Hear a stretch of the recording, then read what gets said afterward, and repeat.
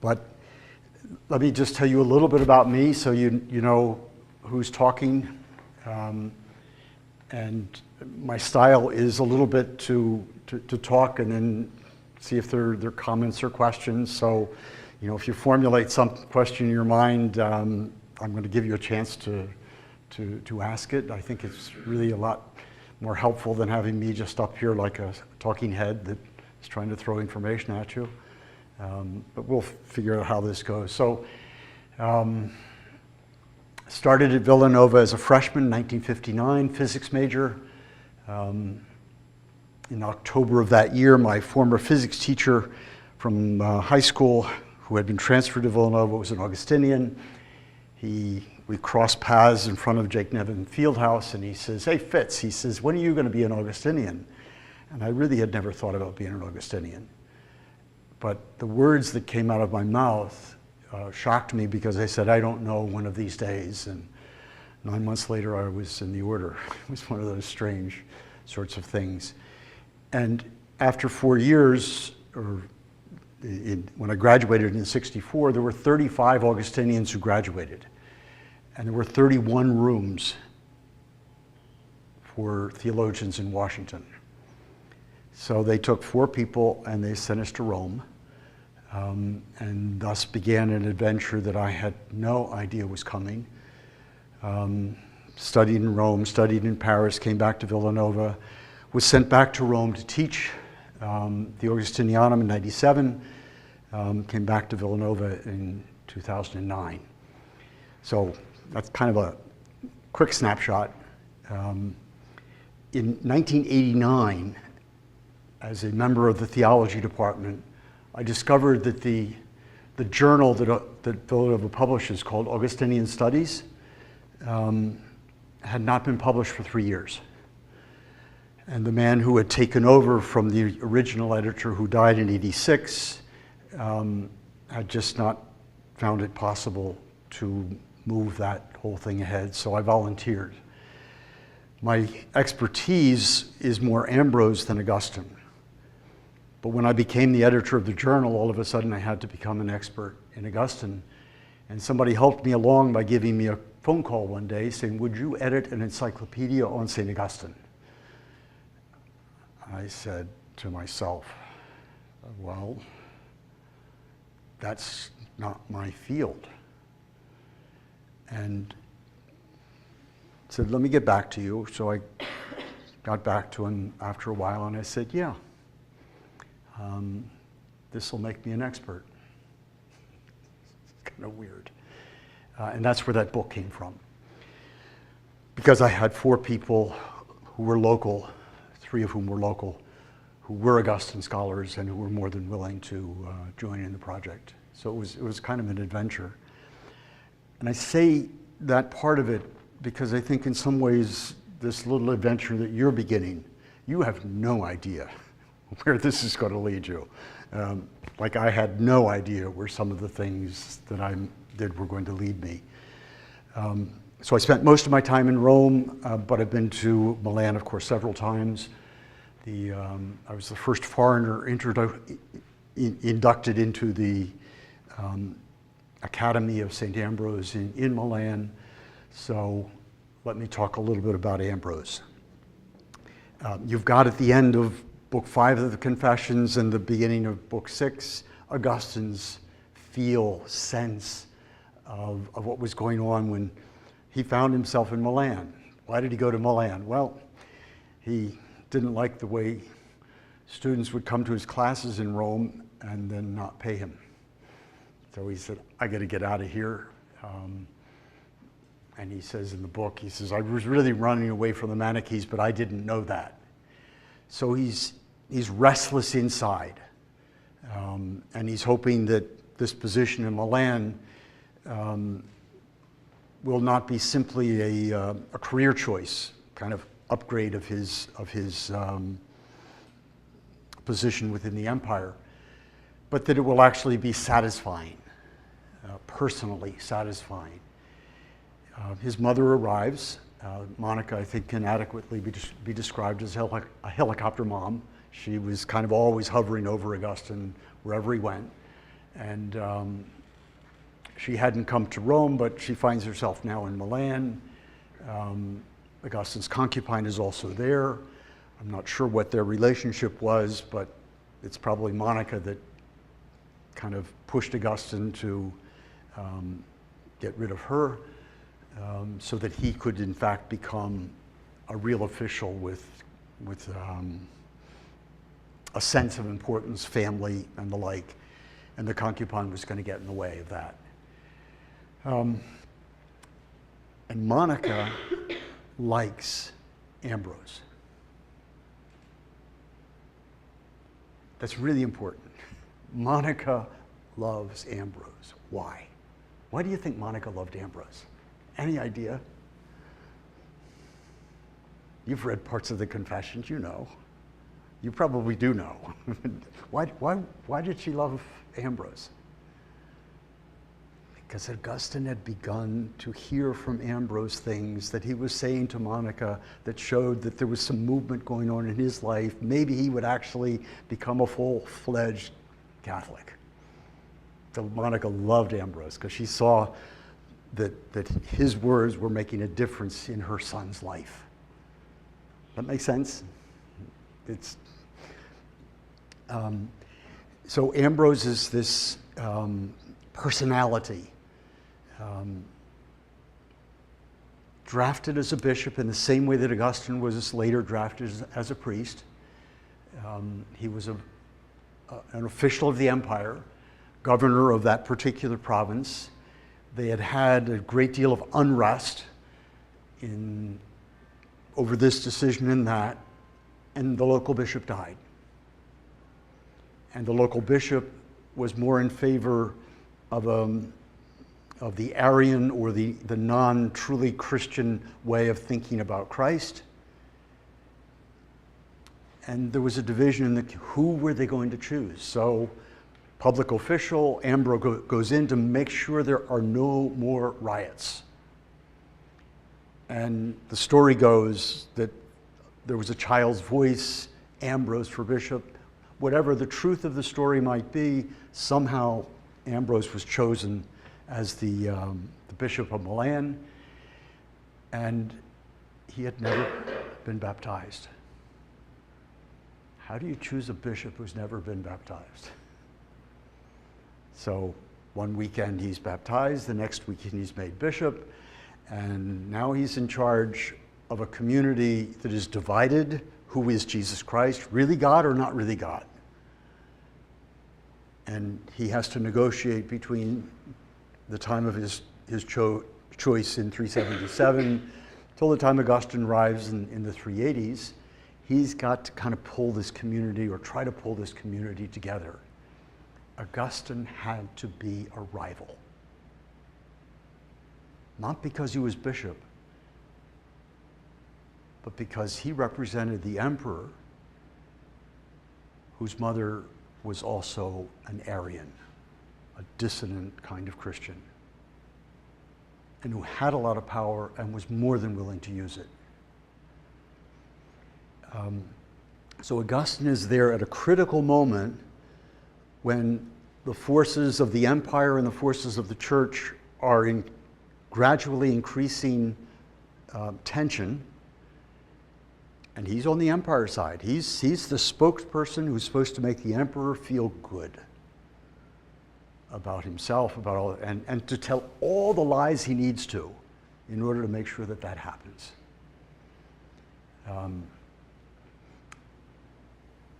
And Augustine knows that this guy has got a way of talking, a way of putting words together that is just exciting. And so he says, I went to hear him. And as he's listening to the words, something's starting to happen inside that he did not expect. That the words actually made sense. Now he knows the lies that he's told.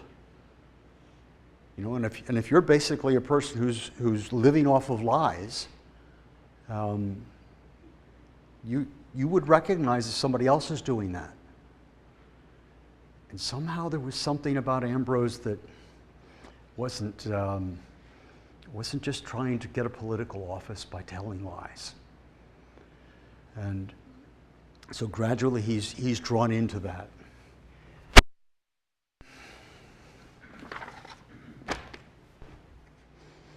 So Ambrose. So I came to Milan, known throughout the world as one of the best of men, devout worshiper of you. His energetic preaching provided your people with the choicest wheat, the joy of oil, and the sober intoxication of wine. It means people got excited about listening to the man. And the man welcomed me with fatherly kindness. They're rivals.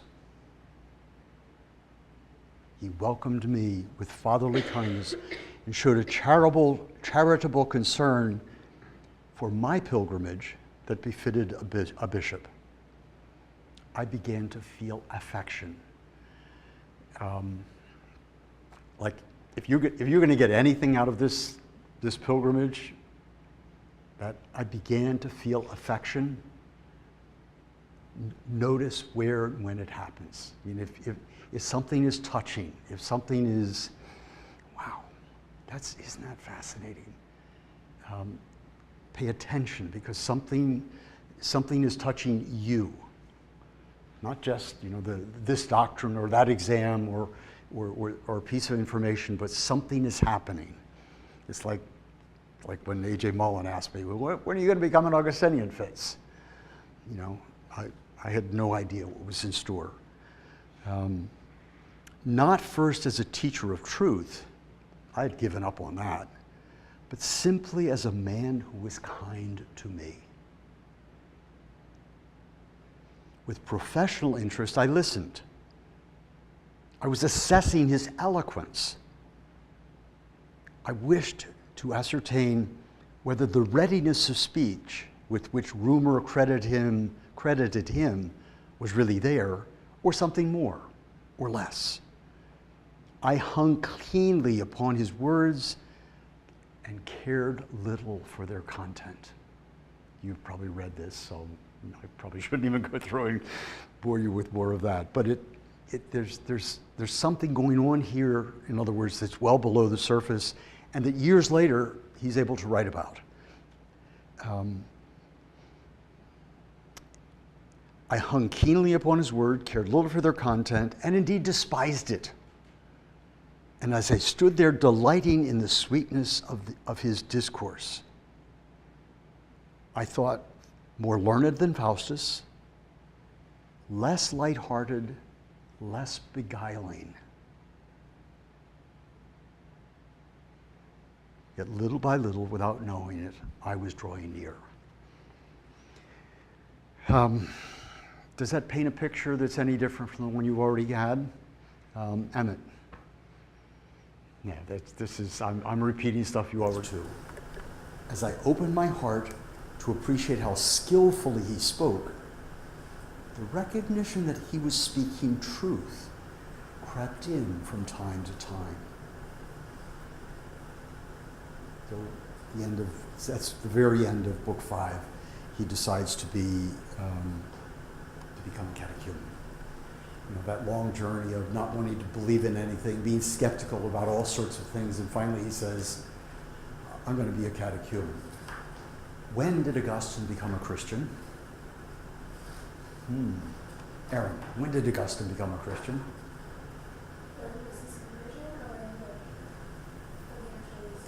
That's a very, my question was ambiguous. You were smart enough to say, well, wait a minute, what do you mean by that question, right? Right?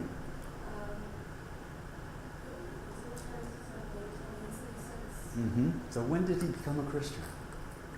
If that's not correct. Erica?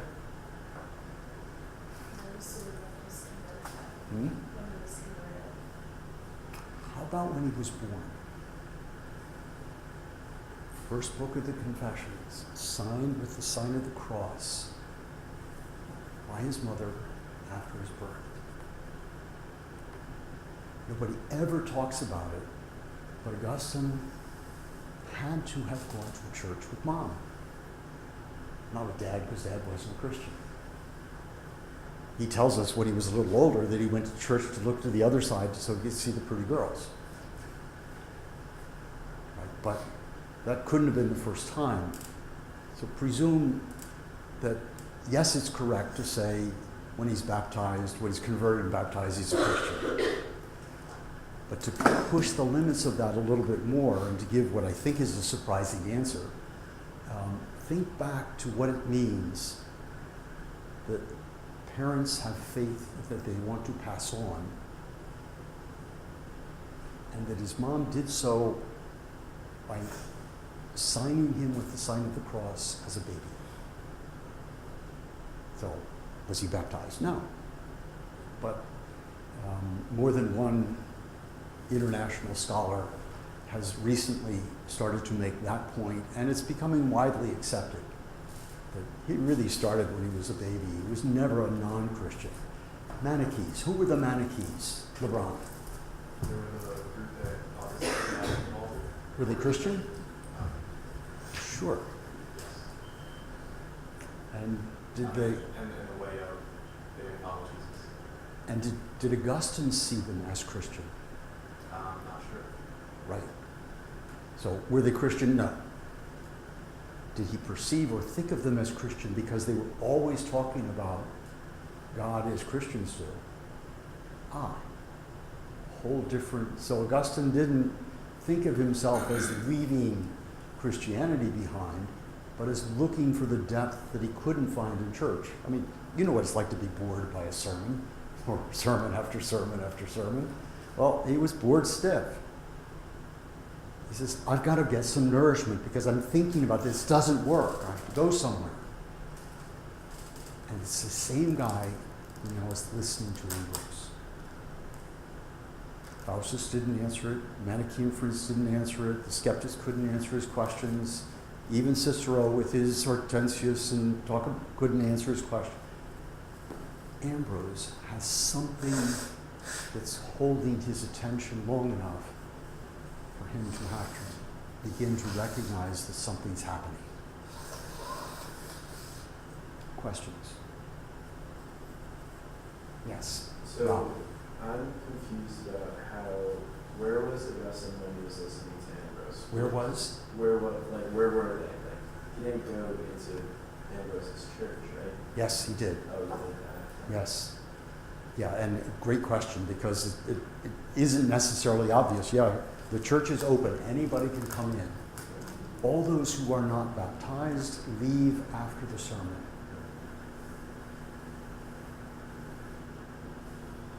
So, book 6. I kind of love this passage, so even if it's very familiar, go ahead. Sejo.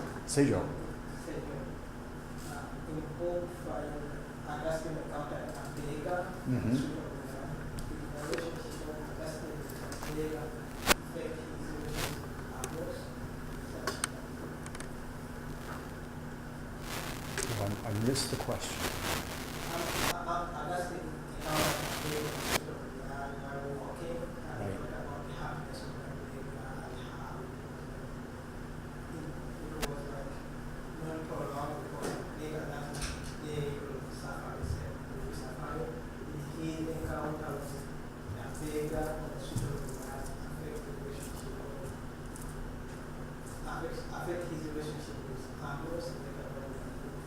So, his relationship with Ambrose was always at a distance. Though I'm not sure that I'm understanding what you want to know because there's one word there that I'm not getting. Bega? Beggar. Oh, beggar. The drunk man who's really hot. Oh, okay. I don't know. That had no specific relationship to Ambrose. It was more like feeling really bad, seeing this guy who was obviously out of it and feeling really good, and the mind is saying, well, wait a minute, what's going on here? But I don't think that is any, I mean, it happens in Milan, but it doesn't have anything specifically to do with Ambrose. Okay? Sorry about that. Beggar, thank you for translation. I should have gotten that one.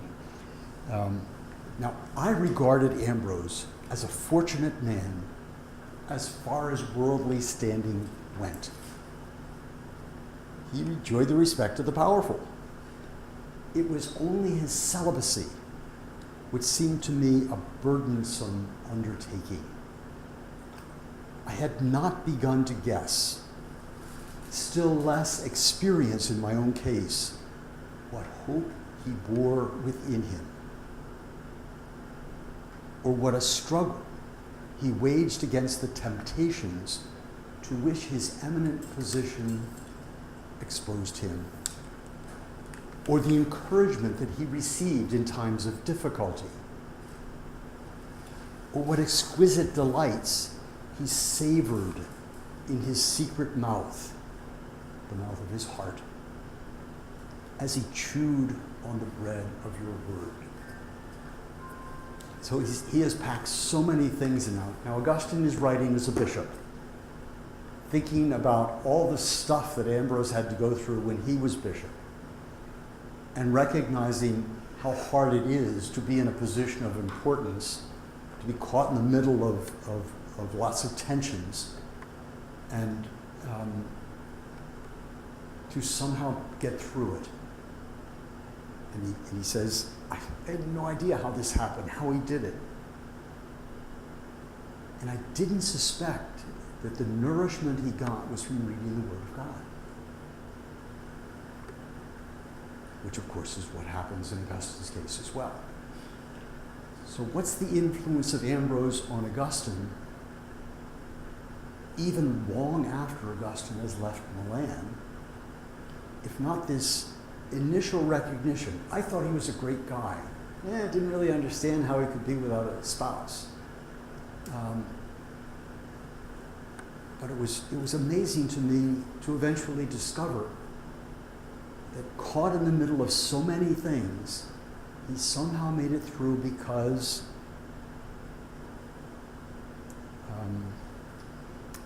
of the encouragement he received from where? In times of difficulty, the delights he savored as he chewed on the bread of your word. So the interior part of Ambrose is not immediately available to Augustine.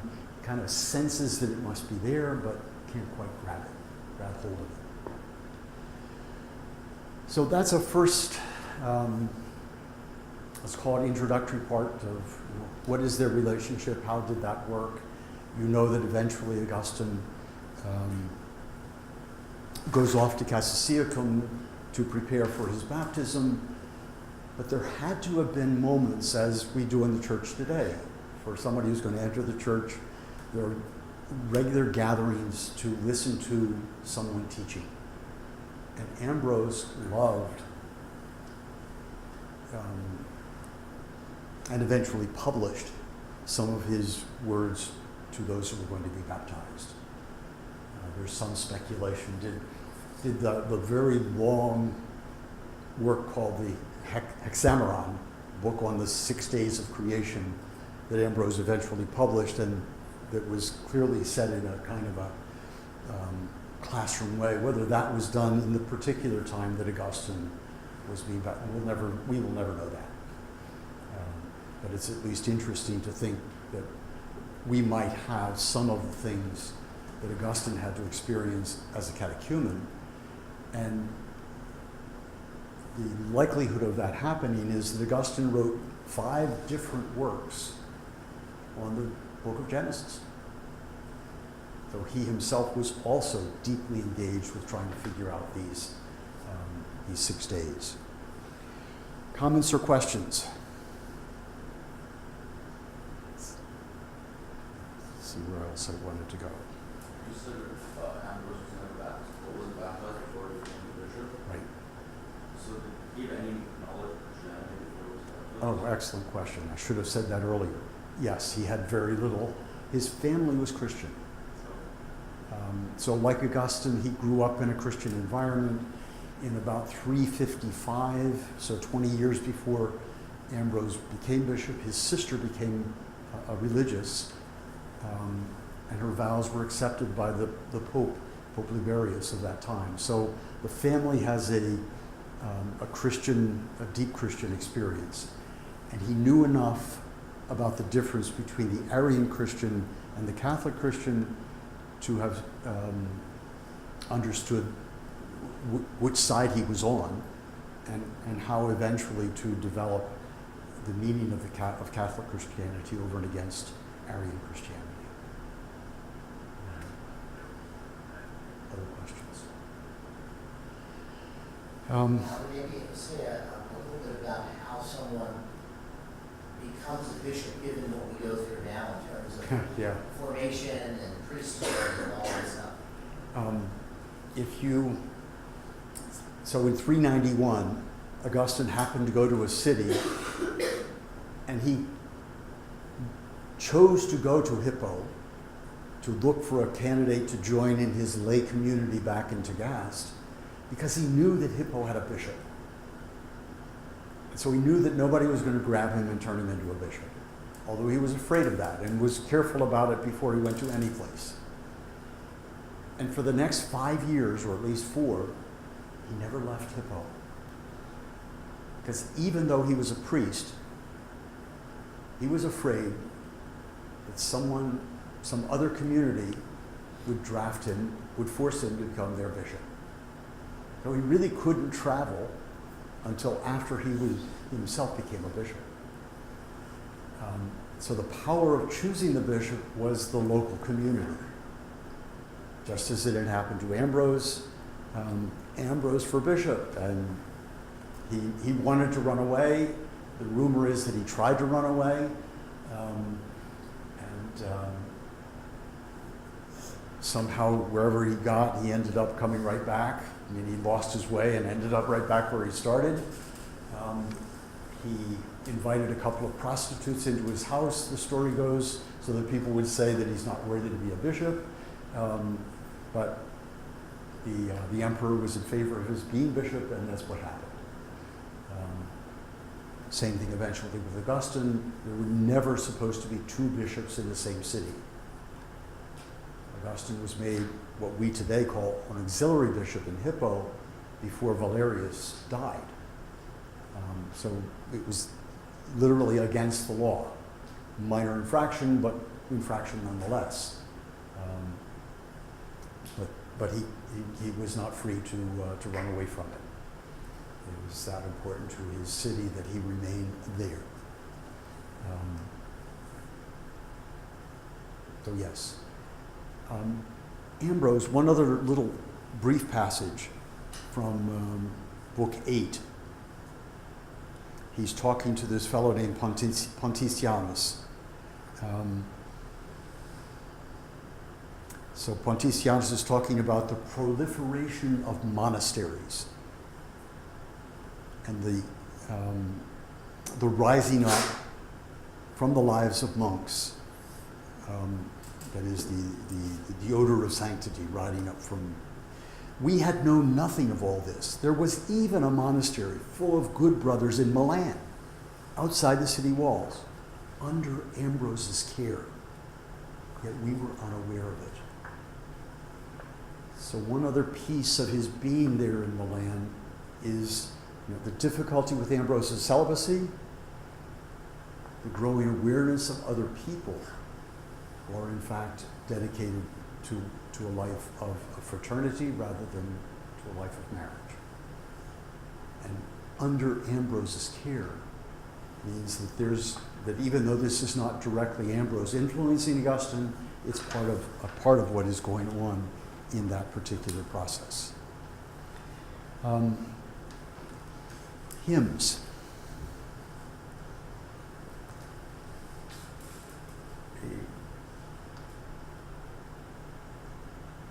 Ambrose is supposed to be the person who began the singing in church. So in that confrontation between the empress and the bishop, 386, 385, 386, it lasted for a long time. On one particular night, Wednesday of Holy Week, 386, Ambrose is gathered with his people, and they're in church all day long, and outside are soldiers. So nobody can come in, nobody can leave. And he stayed all the way through the night. And Agustin will talk about the fact that they would sing hymns so that they wouldn't flag in their courage. As he describes his baptism, he says, and so this is again book 9, we were baptized. All our dread about our earlier lives dropped away from us. During the days that followed, I could not get enough of the wonderful sweetness that filled me as I meditated upon your deep design for the salvation of the human race. How copiously I wept at your hymns and canticles. How intensely was I moved by the lovely harmonies of your singing church. Those voices flooded my ears, the truth was distilled into my heart until it overflowed in loving devotion. My tears ran down, and I was the better for them. So, Influence of Ambrose on Agustin had also a lot to do with the way he taught the people to sing and to sing the Psalms. The faithful of the church in Milan had begun to find mutual comfort and encouragement in the liturgy through the practice of singing hymns, in which everyone fervently joined in with voice and heart. It was about a year earlier that Justina, though Augustine was baptized in 387, a year earlier was the situation I just described. Mother of the boy Emperor Valentinian, had been persecuting your faithful Ambrose in the interests of the Arian heresy by which she had been led astray. His God-fearing congregation, prepared to die with their bishop, your servant, stayed up all night in the church. My mother was among them, foremost in giving support, keeping vigil, and constant in her life of prayer. As for us, as for me, I was still cold, not being yet warmed by the fire of your spirit. Yet I too was stirred as alarm and excitement shook the city. It was at that moment that the practice was established of singing hymns and psalms in the manner customary in regions of the East to prevent people from losing heart and fainting from weakness. I'm not sure how singing hymns makes you not faint from weakness, but it certainly enlivens one's heart. It has persisted from that time until the present. And in other parts of the world also, many of your churches imitate the practice. In fact, nearly all of them. I mean, it had an influence not only on Augustine, but on the world at large. And some of the music that we still have goes back to that time. Just one more little piece on that from book 9 toward the end. His mom has just died. I said, in his grief, he says, I thought it was a good idea to go get a bath, because I'd heard that baths derived from the Greeks banishes worry from the mind. This too I must confess to your mercy, O Father of orphans, that I bathed, and afterwards was quite unchanged, for I had not sweated the bitter sorrow out of my heart. Then I went to sleep, and on awaking, felt a good deal better. As I lay in bed alone, I remembered some lines by your servant Ambrose, which rang true for me. So these are the words from one of Ambrose's hymns, Deus Creator Omnium. Creator God, O Lord of all, who rules the skies, you clothe the day.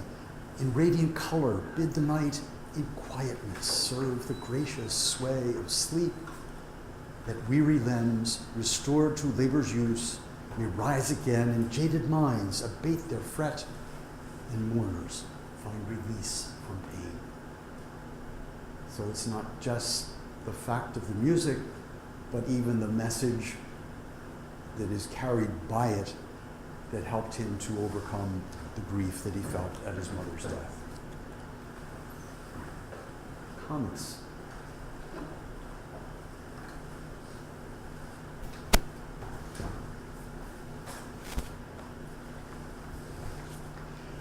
I didn't know how many were here. I should have asked.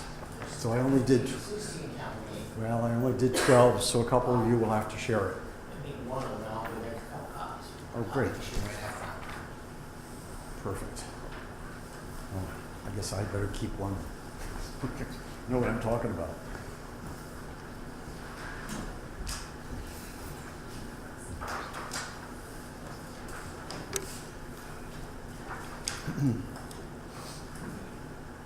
So when they were trying to put in a subway system in Milan,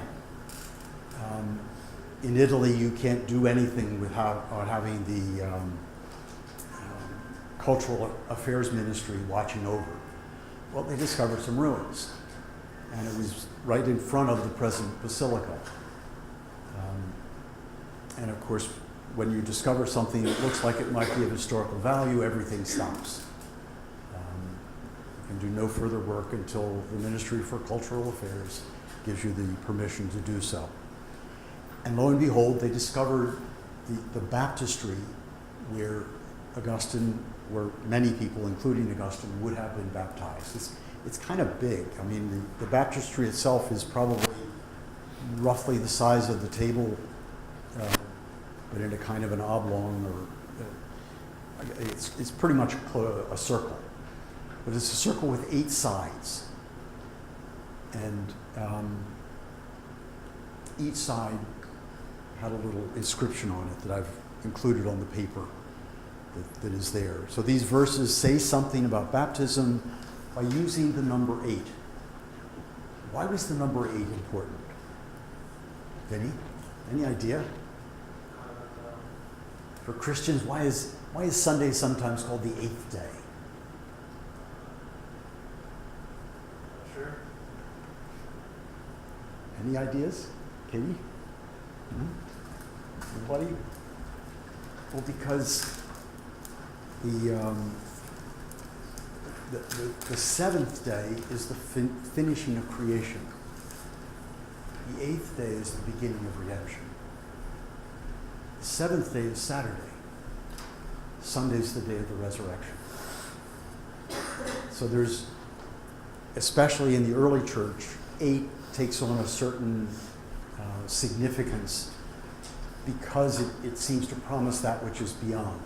So if you're reading the Gospel of John, you get to, I think it's chapter 20 or 21, the story of Thomas, the doubting Thomas. It's, so they're all gathered in the upper room, except Thomas is not there. Jesus comes without opening the doors. Peace be with you, talks to them, and they say, when Thomas comes home, they say, we saw the Lord. And then it says, and 8 days later, meaning on the following day of the resurrection, on the following Sunday, and Thomas was there. So the very few places in the Bible where 8 becomes that significant. But the baptistry itself was 8-sided, and probably not just the basin, but even the structure above it. And there would have been a complete and rather large structure above it. Anybody put my computer on the web? We'll show at least a picture of it.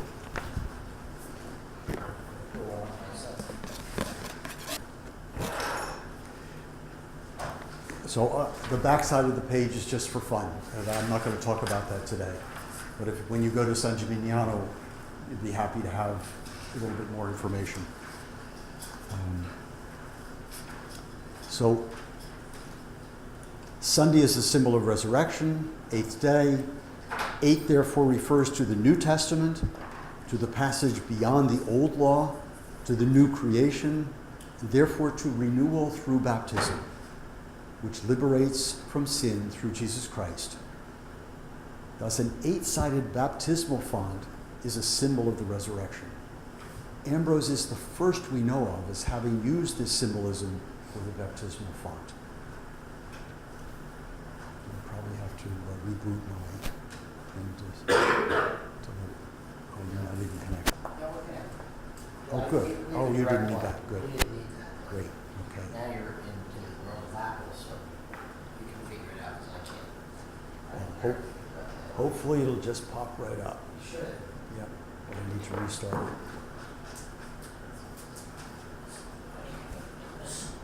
Pretty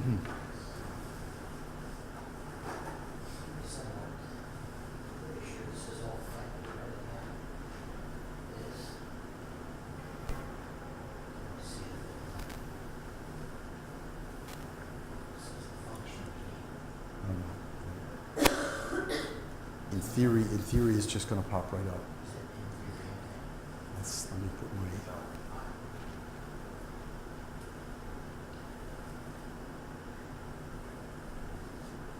I'm assuming it's the same input.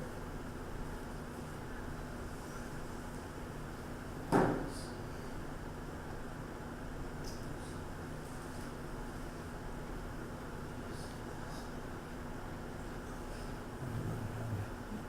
Are you mobile here? Yeah, we do have it. Okay. It's not picking it up.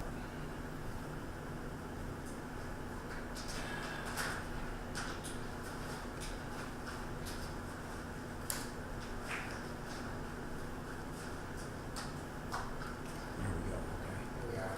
All right. It's different. Kind of different. Okay.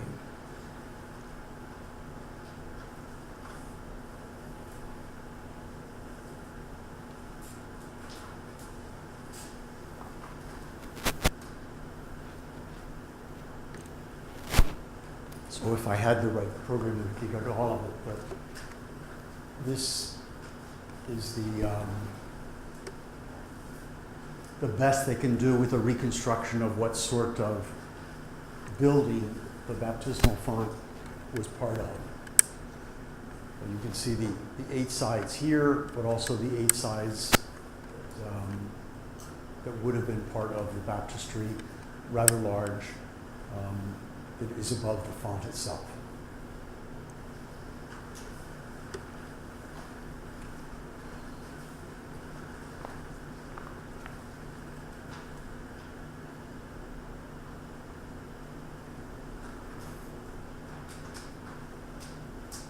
I forget what you have to have here. I think it's the,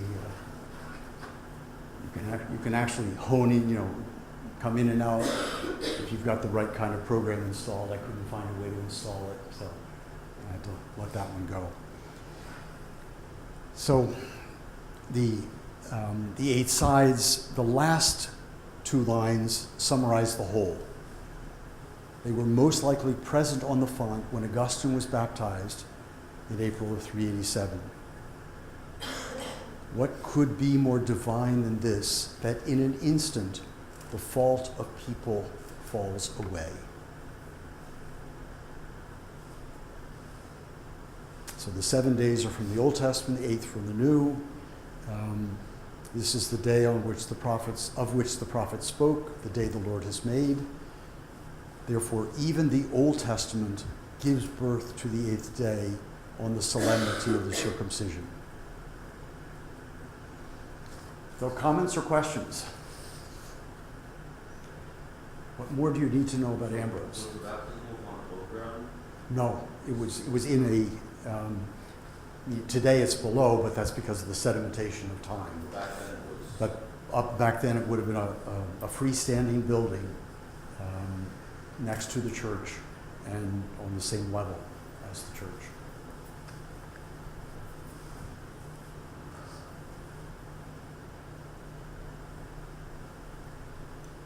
Did I do enough, Joe? Well, that's enough so far. Won't work. The facility that we're going to visit, you had a lot of, you knew a little bit more about that than I certainly did at the time. Is that still the original basilica? I mean, the crypt part? Not really, no. Okay. Meaning when you go to Milan, if you get not only to the Duomo, the main church, but also to the Church of St. Ambrose. That's where we're starting. That's where you're starting. Because there's a wedding there that day, and with a guide who we had the last time was going to join us, but she emailed me and said, I can't because it's a wedding and we're not allowed to be in the church as a guide. Right. So we're allowed to be in the church, but we can't go in with a guide. So I'm going to do the best I can with what I have in my own notes. Okay. But So in that church, you'll find the tomb of Ambrose, as well as the relics of two saints, Gervasius and Protasius. And they become significant because in that confrontation between Justina and Ambrose at the time of in 386, the soldiers eventually withdrew from around the church, so the siege was lifted, but it was clear that Justina was just doing this because she felt, I lost this battle, but I'm not going to lose the war. And about a month later, Ambrose discovers the relics of two martyrs, Gervasius and Protasius, and it's as if to say a miracle has happened. So not only did they not lose the battle, but they weren't going to lose the war because now Justina could not overcome the attitude of the people who saw in the discovery of the martyrs' relics, bodies, a sign from heaven. And so practically speaking, Ambrose never had further troubles with that particular emperor and his mom. So you'll find Ambrose's body, or at least his tomb is there, as well as the tomb of Gervasius and Protasius. You'll find the oldest picture of Ambrose, which is really this one. Is the oldest picture we know, or fresco we know of Ambrose. So he would not have been a very large man, but he apparently had a cropped beard, and that would appear to be close to what he would have looked like. I've always had trouble getting from the Duomo to St. Ambrose. You got GPS, you can handle it. They're not all that far from one another, but the Duomo is really a whole new structure. There are studies that try to figure out where St. Thecla was. That is, the church called St. Thecla was the one next to which the baptistry was found. And the exact relationship of that older church and the present, and the older baptistry to the present structure, there are people in Milan who could certainly tell you that. I couldn't begin to, I've seen it on paper, but I can't tell. I couldn't talk about it with any sense of helpfulness towards you. I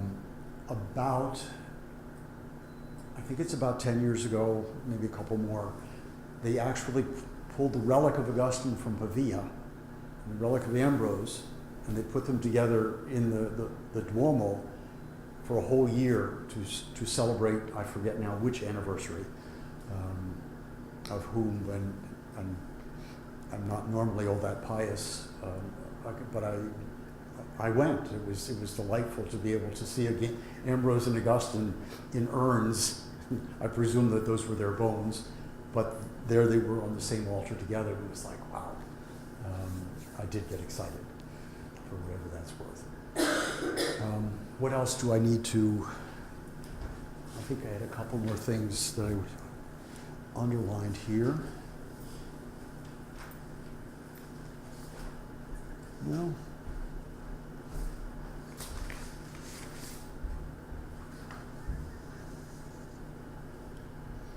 I think that was, let's say the only other piece that I would put on there is one of the things that Ambrose gave Agustin was the ability to think non-materially. So not to just take the word at its face value and be stuck with whatever the face value meant, but to be able to see it in a larger context. A, read between the lines, or B, read it with a sense of feeling and not just the sharpness of the intellect. So to read the spirit rather than just the letter. And the Manichees had found a way to so appeal to the materiality of what the words say that they were able to convince him that that was how we were supposed to read everything. And Ambrose gave him the ability to think beyond that. Ambrose also appears to have given him the ability to understand evil. Anybody have, you've done the philosophy of evil in your classes somewhere, anywhere? Not much philosophy anymore, so Hmm. it's hard to. And the guys that I took the problem of evil last year. So Agustin thinks evil is nothing. How could he say evil is nothing? So let add a word. Moral evil is nothing. Because physical evils, we know them from hurricanes to traffic accidents. But moral evil, the choice that appears to be for good or for evil, what is a person choosing when they choose evil? They're choosing themselves and their beginnings. Because we all were created from nothing. Humanity, the world, everything was created from nothing. So the choice isn't good or evil, it's God or nothing. And the image that one has of what evil is determines the image that one is going to have of who God is. So instead of saying, let me try to figure out what evil, you figure out who your God is, you're going to know what evil is, because it's something that's other than who God is. And the insight that Ambrose helped Agustin to come to, along with the philosophers of Milan at that time, people like Simplicianus and Marius Victorinus and some of the other names that you might run across, is that now instead of thinking the way the Manichees thought, there's a good principle called God who is good, and there's an evil principle called God who is not good, who is darkness, light and darkness. And one of his good friends, Augustin's good friends, Nebridius, apparently one day said to Augustine, he said, well, okay, so you've got this force for good and this force for evil. What if the God of light doesn't want to fight?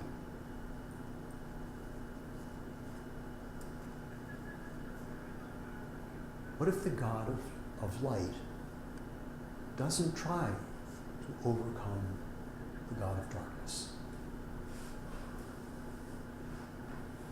And that so got into Augustine's concern that he realized that you can't have two gods. It's impossible to have two gods. And that opened up for him, for Augustine, a way of listening to Ambrose talk about who the God of light is and how light by its very nature overcomes darkness. Not by a fight, but simply by its very nature. And so this ability now to talk about good and evil, not in terms of the everyday meaning of good and bad, but as the choice for something and the choice for nothing. And why would that matter? Well, let's say that I see myself, 21st century, as a sinner, and I keep getting so angry that I don't know how to get rid of my anger, and I'm working again and again and again to get rid of my anger. And every time I try to get rid of my anger, I'm thinking about my anger. And so somebody says, well, why don't you start thinking about something that's the opposite of anger, something that's better than anger, something that's different from anger. Don't get consumed by your anger. Think about the kindness that people have shown you, or the kindness that you have done. Because if there's more kindness, there's inevitably going to be less anger. In other words, to pay attention to the evil is to be drawn further toward it. To be attentive to the good is to be drawn further toward that. And so this sense of defining evil as nothing is really a very practical, not merely intellectual, philosophical idea, so much as it is a way of dealing with the good and bad of our experience. And like when I hear confessions, somebody says X, Y, or Z, I don't tell them don't do this or don't do that. So why don't you do this? You know, over the next, why don't you pay attention to, you know, push them in some ways, because if you do that often enough, you're going to forget about this. So instead of it being a vague, abstract, philosophical concept, it becomes a way of thinking about how people make decisions, what discernment is all about. Questions? You've let me talk much too much. Well, it sets the stage for the first phase of what really a pilgrimage is, and that's the walk. I mean, most of our pilgrimage is going to be on a bus. You know, we're not going to be walking from Milan to San Gimignano. I hope not. We would spend the whole week doing that.